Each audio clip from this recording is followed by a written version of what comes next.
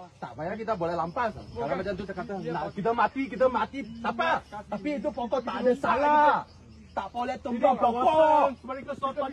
Apa yang kita nak beritahu, tanah itu kita wajib lampas dan tanaman mereka patut kita buang. Malahan kita haram memakan tanaman walaupun tanaman itu telah ditanam oleh mereka. Kerana tanah ini telah mereka rompak dan menanam hasil tanaman yang haram di sisi Islam.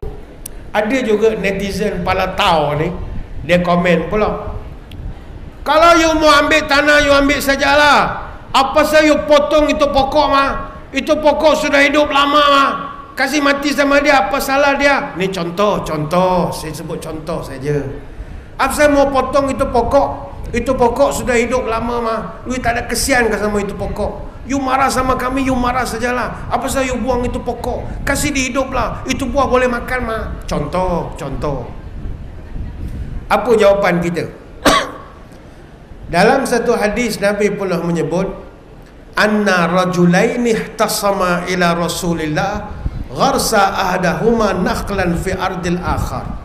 Sahabat cerita, ada dua orang lelaki datang jumpa Nabi mengadu, ya Rasulullah, Mamat ni tanam pokok kurma di tanah saya. Dia tak minta izin, tak ada nak mengabar. Saya merantau lama, saya balik tengok penuh pokok dia. Tak ada lalu nak Assalamualaikum, benda tak ada langsung. Macam mana ya Rasulullah? Faqada li sahibil ardi bi ardi wa amara sahibun nakhli an yukhrija nakhlahu minha. Apa tindakan Nabi? Nabi buat keputusan, tanah ini kekal milik tuan asal.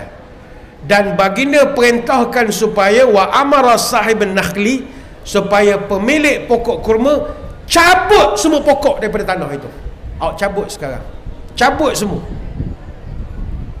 Qala falaqad ra'aituha wa innaha latudrabu usuluha bil fuusi wa innaha lanakhlun ammun aitamatun hatta ukhrijat minha.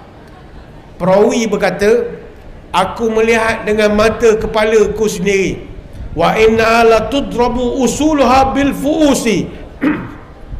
Pokok-pokok kurma yang dicabut itu dipotong dari akarnya dengan kapak. Maknanya daripada dasar betul dia keluarkan. Bukan sekadar potong tengah-tengah separuh masuk dalam video tu. Dah. Cabut akar betul daripada bawah. Wa innaha lanakhla ammun. Sedangkan pokok kurma tu, kata perawi, pokok yang dah matang, dah mengeluarkan hasil, hatta ukhrijat minha, sehingga kami nampak pokoknya semua dicabut keluar daripada tanah itu. Hadis riwayat Imam Abu Dawud.